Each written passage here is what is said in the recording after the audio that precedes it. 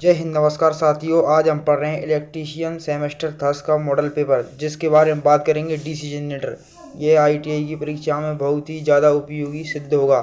सबसे पहले बात करें डीसी जनरेटर की, तो सबसे पहला क्वेश्चन है, डीसी जनरेटर में एक्स के रूप में चिन्हित भाग का नाम क्या है। कि दोस्तों यहाँ पर दिया हुआ है कि डीसी जनरेटर में एक्स के रूप में चिन्हित भाग का नाम क्या है। डीसी जनरेटर में उपयोगी चिन्हित भाग का नाम क्या है, तो इसका करेक्ट आंसर हो जाएगा ये क्या है, कंप्यूटर रेजर। कंप्यूटर रेजर इसका करेक्ट आंसर है। ये देखो कंप्यूटर रेजर, ये करेक्ट आंसर हो जाएगा क्या, कंप्यूटर रेजर। उसके बाद दूसरा क्वेश्चन आता है कि डीसी जनरेटर का नाम क्या है। डीसी जनरेटर का नाम क्या है, तो दोस्तों इसका डीसी जनरेटर का नाम क्या है, तो दोस्तों आपको पता है कि जब भी यदि सीरीज में, यदि शंट मोटर के समांतर में यदि ये लगा हुआ, तो ये कौन सा जनरेटर हो जाता है, तो दोस्तों ये जनरेटर हो जाता है डिफरेंशियल लॉन्ग शंट कंपाउंड। क्या, डिफरेंशियल लॉन्ग शंट कंपाउंड। कौन सा जनरेटर है, डिफरेंशियल लॉन्ग शंट कंपाउंड। अब ये जनरेटर की बात करें तो इसके आर्मेचर के समांतर में एक लघु प्रकार की कुंडली जुड़ी होती है, इसलिए डिफरेंशियल लॉन्ग शंट कंपाउंड कहते हैं। डिफरेंशियल लॉन्ग शंट कंपाउंड ये जनरेटर है। उसके बाद बात करें हम कि डीसी जनरेटर में प्रेरित ईएमएफ की दिशा ज्ञात करने के लिए किस नियम का उपयोग किया जाता है। जो डीसी जनरेटर होता है उसमें जो ईएमएफ की दिशा होती है, मतलब कि वोल्टेज की दिशा होती है, उसको ज्ञात करने के लिए किस नियम का उपयोग किया जाता है, तो बात करेंगे तो इसमें डीसी जनरेटर में किसका उपयोग किया जाता है, फ्लेमिंग के दाहिने हाथ का नियम का उपयोग किया जाता है। किसका, फ्लेमिंग के दाहिने हाथ का नियम का उपयोग किया जाता है। फ्लेमिंग के दाहिने हाथ का नियम का उपयोग किया जाता है। उसके बाद बात करें डीसी जनरेटर में उत्पन्न ईएमएफ की गणना करने के लिए किस सूत्र का उपयोग किया जाता है, तो सभी को पता होना चाहिए। ये क्वेश्चन बहुत सरल है। पी पाई जेड एन बटा 60, पी पाई जेड एन बटा 60 का उपयोग किया जाता है, तो इसमें करेक्ट आंसर हो जाएगा हमारा C. C correct answer, your answer correct, C answer. उसके बाद पांचवा क्वेश्चन है, ईएमएफ की गणना करने का सूत्र क्या है एक डीसी मोटर में। तो ईएमएफ गणना करने के लिए एक डीसी मोटर की बात कही गई है, तो यहाँ पर इसका करेक्ट आंसर सी हो जाएगा ये। उसके बाद बात करें डीसी जनरेटर में एक्स के रूप में चिन्हित भाग क्या है। डीसी जनरेटर में ये भाग दिया हुआ है, इसका नाम क्या है। ये भाग दिया हुआ है, इसका नाम क्या है दोस्तों, इस भाग का नाम क्या है इसका। दोस्तों यहाँ पर ये दिया हुआ है, इस भाग का नाम क्या है दोस्तों, इस भाग का नाम क्या है, तो दोस्तों इस भाग का नाम क्या, इस भाग का नाम है पोल शू। क्या है, पोल शू। दोस्तों इस भाग का नाम है पोल शू। पोल शू इस भाग का नाम है, पोल शू भाग का इसका नाम है।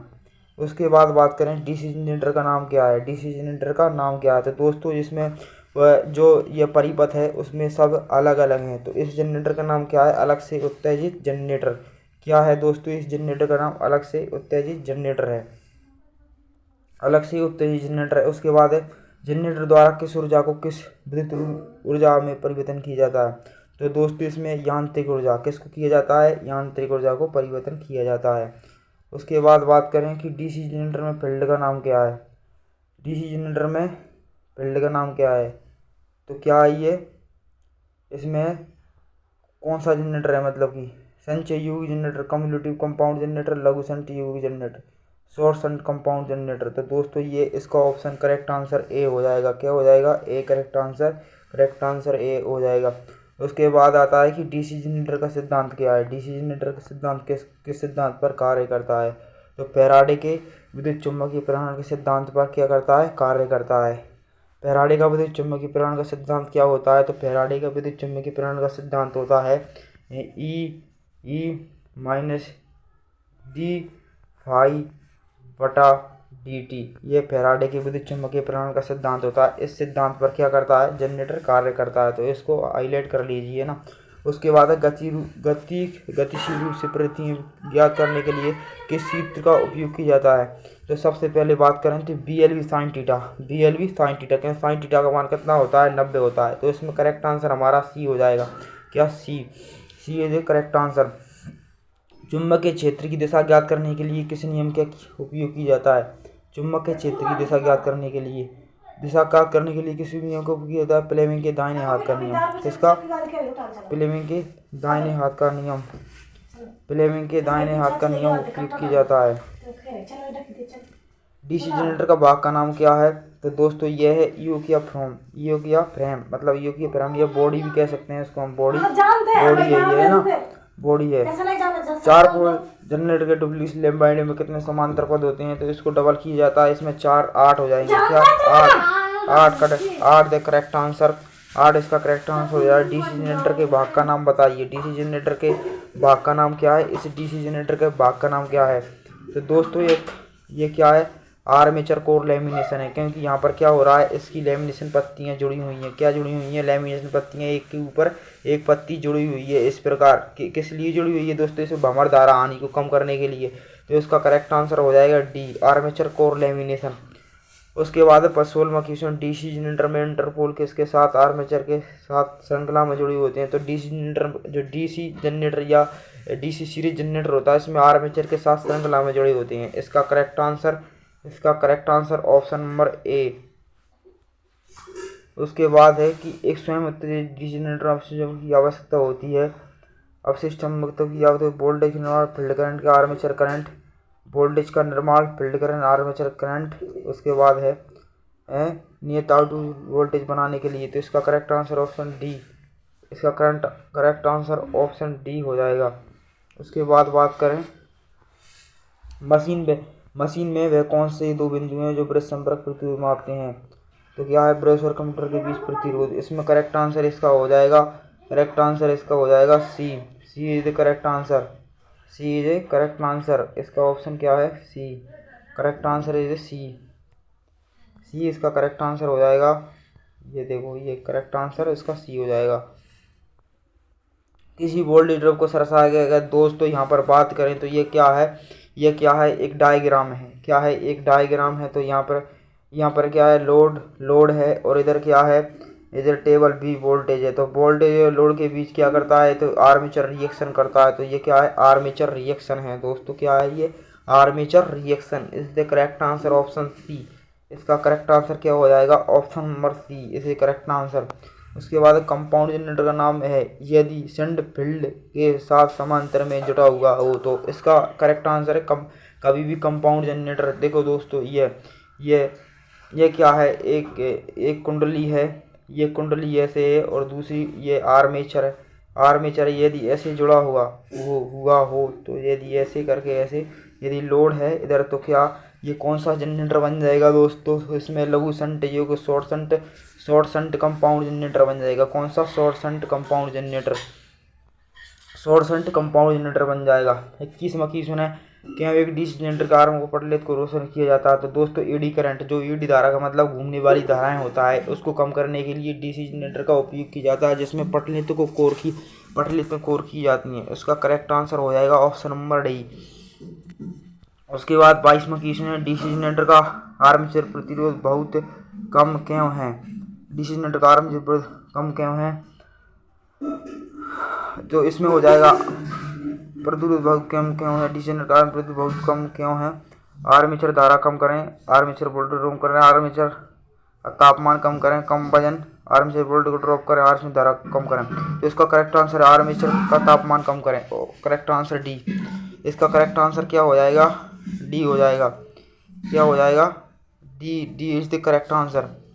क्या हो जाएगा? डी इसका करेक्ट आंसर हो जाएगा। ये number D is a correct answer. उसके बाद डीसी जनरेटर को घड़ी की दिशा में क्यों नहीं चलाना चाहिए?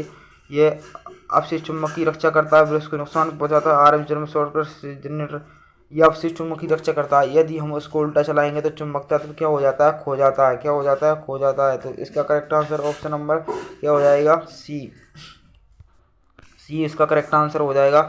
सी क्या हो जाएगा? इसका करेक्ट आंसर सी इसका करेक्ट आंसर हो जाएगा। सी इज द करेक्ट आंसर। उसके बाद बात करें हम बड़े डीसी जनरेटर में द्वारा क्षति क्यों प्रदान की जाती है? कंपटीशन प्रभाव को कम करने के लिए, अधिक लोड कनेक्ट करने के लिए,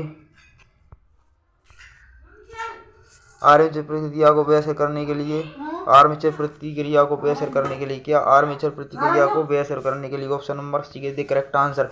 डीसी जनरेटर के वोल्टेज का निर्माण करने में विफल होने का कारण क्या है? डीसी जनरेटर वोल्टेज निर्माण करने में विफल क्या है?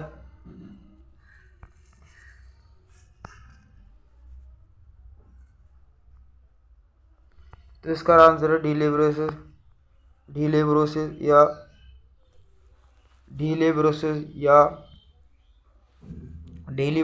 या संयोजन। उसके बाद बात करें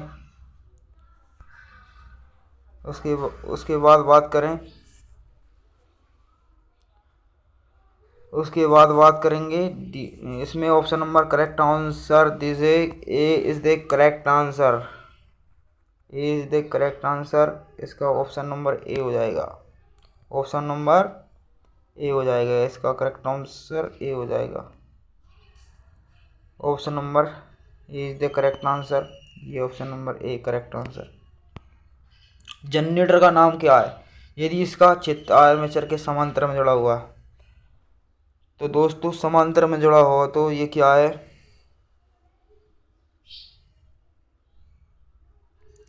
आर्मेचर के समांतर में जुड़ा हुआ तो शंट जनरेटर क्या है? शंट जनरेटर कौन सा जनरेटर है? Shunt generator. ऑप्शन नंबर ए। डीसी जनरेटर में पोल शू का क्या उद्देश्य है? एयर गैप को कम करें, क्षेत्र की ताकत बढ़ाएं, चुंबकीय पानी को एयर गैप में समान रूप से फ्लक्स बढ़ाएं। तो इसका correct answer option number D हो जाएगा। उसके बाद डीसी जनरेटर में स्लिप रिंग का कार्य क्या है? निरंतर वोल्टेज बनाए रखना, धारा को एक दिशा में एकत्रित करना, परस्पर वोल्टेज ड्रॉप को कम करना। तो इसका है धारा को एक दिशा में एकत्रित करना। ऑप्शन नंबर धारा को एक दिशा में एकत्रित करना है। धारा को एक दिशा में एकत्रित करना। Option number B is the correct answer. Generator में ब्रश बनाने के लिए किस सामग्री का उपयोग किया जाता है? तो दोस्तों इसमें बात करें इसमें क्या क्या उपयोग किया जाता है? कार्बन और ग्रेफाइट का उपयोग किया जाता है। किसका? कार्बन और ग्रेफाइट का उपयोग किया जाता है। तो इसका करेक्ट आंसर क्या है? कार्बन और ग्रेफाइट का उपयोग किया जाता है। क्यों डीसी जनरेटर में अपने अवशिष्ट चुंबक खो देता है? क्यों डीसी जनरेटर अपने अवशिष्ट चुंबक खो देता है? तो दोस्तों डीसी जनरेटर अपने रोटेशन की दिशा अक्सर बदल जाती है। तो रोटेशन की दिशा क्या हो जाती है? अक्सर बदल जाती है। तो ये अपना चुंबक तत्व खो देता है। एक जनरेटर में युग्म ध्रुव के माध्यम से चुंबक सेट कैसे पूरा होता है? प्रचलित पोल कोर, आर्मेचर कोर, क्षेत्र कुंडल, फील्ड कॉइल्स, प्रचलित कोर, क्षेत्र कुंडलन। तो इसमें क्या होगा? Option number A. Option number correct the answer is a correct answer. उसके बाद बात करें डीसी शंट जनरेटर में लोड बनने पर टर्न क्यों कम हो जाती है? दोस्तों हो जाती है कम आर्मेचर प्रतिक्रिया का प्रभाव कारण, आर्मेचर में प्रतिक्रिया प्रेस की गिरावट होना, शंट प्रतिक्रिया। Option is number A correct the answer number A. इसके बाद बात करें लाइनों के लिए लंबी दूरी की वितरण। लाइनों के लिए किस प्रकार का उपयोग किया जाता है? डिफरेंशियल युग जनरेटर। लंबी दूरी की वितरण लाइनों के लिए कौन सा उपयोग जनरेटर किया जाता है? तो दोस्तों बात करें कौन सा उपयोग किया जाता है इसमें? यह संचय योगी जनरेटर। कौन सा? संचय यौगिक generator. Option number D is correct answer. DC generator में इंसुलिन प्रतिरोध को बेहतर बनाने के लिए किस विधि का उपयोग किया जाता है?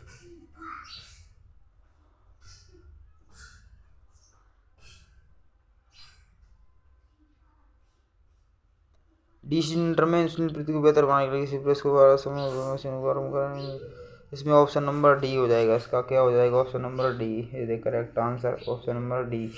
34 में ऑप्शन नंबर डी है। क्या देख लेते हैं, एक बार कंफर्म कर लेते हैं। 34 नंबर डी सही है। क्या है 34 में नंबर डी? 34 के क्वेश्चन सही है। क्या है दोस्तों? सही क्वेश्चन है। अवशिष्ट चुंबक तत्व के अभाव में किस प्रकार डीसी जनरेटर काम करता है? अवशिष्ट चुंबक तत्व के अभाव में कौन सा जनरेटर अवशेष चुंबक तत्व की हवा में किस प्रकार डीसी काम करता है? संट श्रेणी यौगिक। तो इसमें अलग से उत्तेजित जनरेटर, सेपरेट एक्साइज जनरेटर। तो 35 इज द करेक्ट आंसर क्या हो जाएगा? Option number D is the correct answer. Option number is the correct answer D. क्या हो जाएगा? D is the correct answer. D is the correct answer. उसके बाद बात करें दोस्तों, उसके बाद बात करें कि आर्क वेल्डिंग की किस डीसी जनरेटर का उपयोग किया जाता है? तो दोस्तों शंट जनरेटर का, जिसका शंट जनरेटर का उपयोग किया जाता है। किसका? Shunt generator. 36 में सी क्या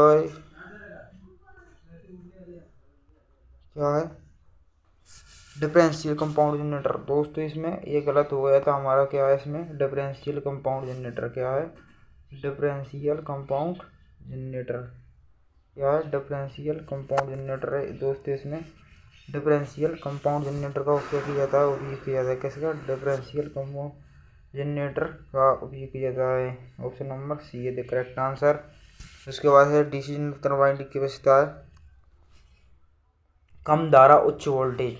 this the correct answer. Option number C. इसको सभी जानते होंगे दोस्तों। ये क्वेश्चन बहुत ही इंपॉर्टेंट है और इसको अच्छे से याद कर लेना यदि आपको परीक्षा में सफलता पानी है। किसकी में? ITI की परीक्षा में यदि सफलता पानी है तो दोस्तों इस क्वेश्चन को आपको याद करना पड़ेगा। तो दोस्तों क्या पूछता है कि डीसी जनरेटर में तरंग बाइंडिंग की विशेषता है।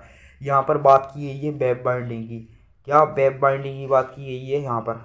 कम धारा उच्च वोल्टेज पर यह कार्य करता है। किस पर? कम धारा उच्च वोल्टेज पर यह कार्य करता है। कम धारा उच्च वोल्टेज पर कार्य करता है।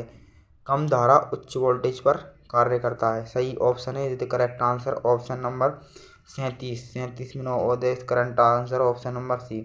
अब दोस्तों ये दर्शाएगा कि डीसी जनरेटर में कम्यूटेटर में संयोजित विद्युत तार उद्देश्य क्या है? तो दोस्तों इसमें नियत वोल्टेज शून्य is the correct answer. Option number D.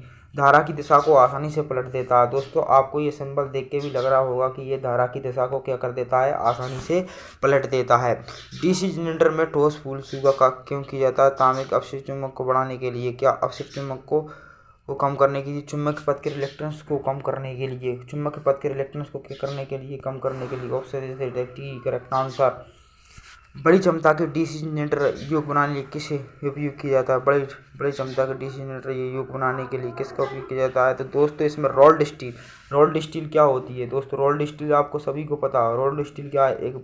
एक कठोर स्टील है जो बड़ी क्षमता के जो डीसी जनरेटर जो इसकी बॉडी होती है इसकी बनाने के लिए इसका उपयोग किया जाता है। किसका? तो दोस्तों option number D rolled steel का। डीसी जनरेटर में स्लिप रिंग का कार्य क्या है? लगातार एक दिशा में आउटपुट बनाना। एक दिशा में आउटपुट बनाता है। एक दिशा में आउटपुट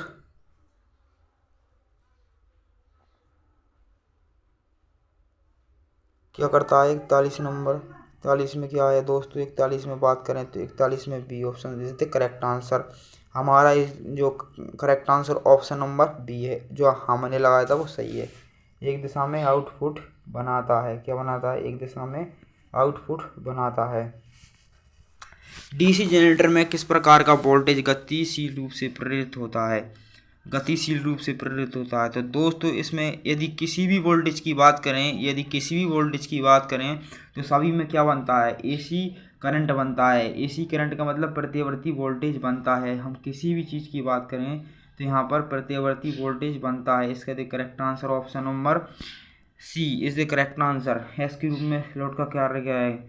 तो दोस्तों आपको दिखा रहा होगा ये कंप्यूटर होता है उसके या सॉफ्टवेयर होती है तो उसके ऊपर ये कसा हुआ होता है। इस the correct answer option number A हो जाएगा। करेक्ट आंसर क्या है? ए। डीसी जनरेटर में फील्ड कॉइल का उद्देश्य क्या है? एयर गैप में प्लस को बढ़ाने के लिए,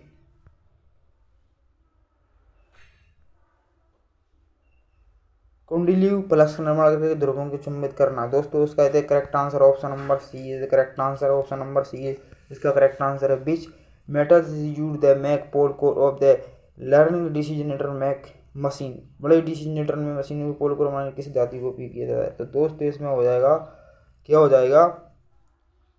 बड़े डीसी जनरेटर ढलवा इस्पात। किसमें? इसमें ऑप्शन नंबर हो जाएगा सी। क्या हो जाएगा? Option number C. Pole core की बात कर रहा है, फ्रेम की बात नहीं कर रहा, तो यहाँ पर क्या होगा? ढलवा इस्पात हो जाएगा।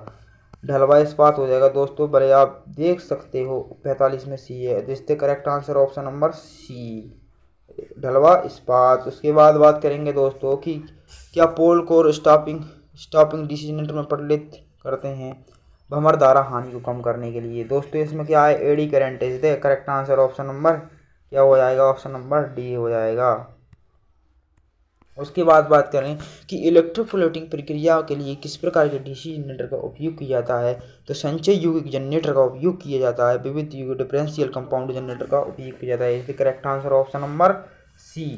क्या है? Correct answer number C. 47 में क्या है? सी है। देख लो दोस्तों, अभी भी चेक कर सकते हो। 47 नंबर ए देख, 47 में क्या दे रखा है इसमें ये, परंतु इस पीडीएफ में किसका? शंट जनरेटर का, सॉरी दोस्तों, किसका उपयोग किया जाता है? शंट जनरेटर का उपयोग किया जाता है।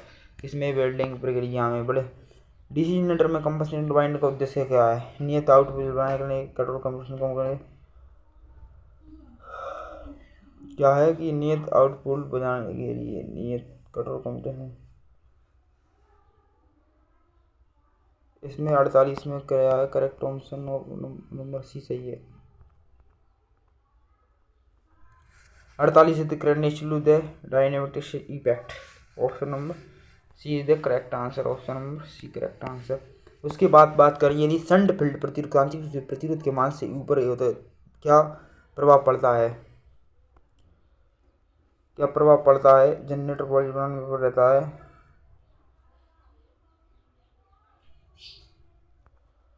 क्या प्रभाव पड़ता है? तो इसमें 49 ऑप्शन नंबर क्या है? 49 में क्या है? C is the correct answer. 49 में क्या है? Correct answer option number C. क्या है? सी। जनरेटर वोल्टेज में क्या होता है? विफल रहता है। क्या है? विफल नहीं बना पाता। क्या? वोल्टेज नहीं बना पाता। वोल्टेज नहीं बना पाता तो क्या हो जाएगा? Option number C is the correct answer. DC generator में आर्मेचर प्रतिक्रिया का प्रभाव क्या है? डीसी जनरेटर में आर्मेचर प्रतिक्रिया का प्रभाव क्या है? तो इसका करेक्ट आंसर हो जाएगा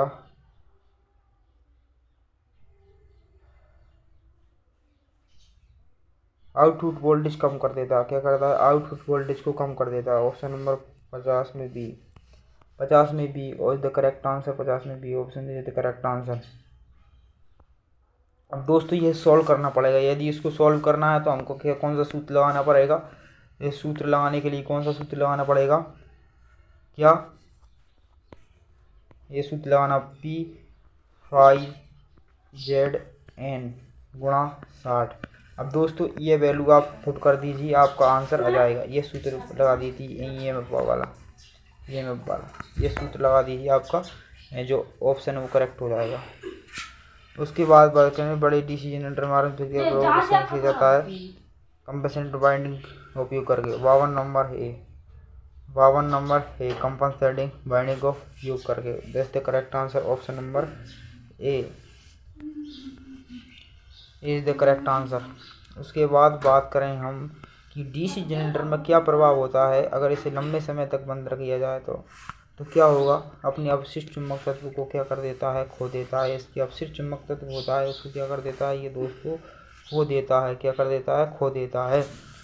उसके बाद बात करें इसको आप वही सूत्र लगा करके सिद्ध कर सकते हो, वही EMF वाला। यदि मुख्य चित्त का प्रवाह डीसी जनरेटर हो जाता है तो क्या EMF घट जाता है। क्या हो जाता है दोस्तों? घट जाता है। Is the correct answer. Option number is the B. क्या हो जाएगा? इज द नंबर बी हो जाएगा। Is the correct answer. DC generator के बेस भारी सरण का कारण क्या है? भारी स्पार्किंग क्यों करते हैं कि दोस्तों इनकी AMN और GNN स्थिति होती है ना, वो बदल जाती है। इसलिए कारण ये क्या करते हैं? स्पार्किंग करते हैं। स्पार्किंग का मतलब आर्क उत्पन्न करते हैं। आर्क उनका मतलब होता है कि आग उत्पन्न करते हैं। तो जय हिंद ही नमस्कार दोस्तों, आज की क्लास को यहाँ ही शांत करते हैं।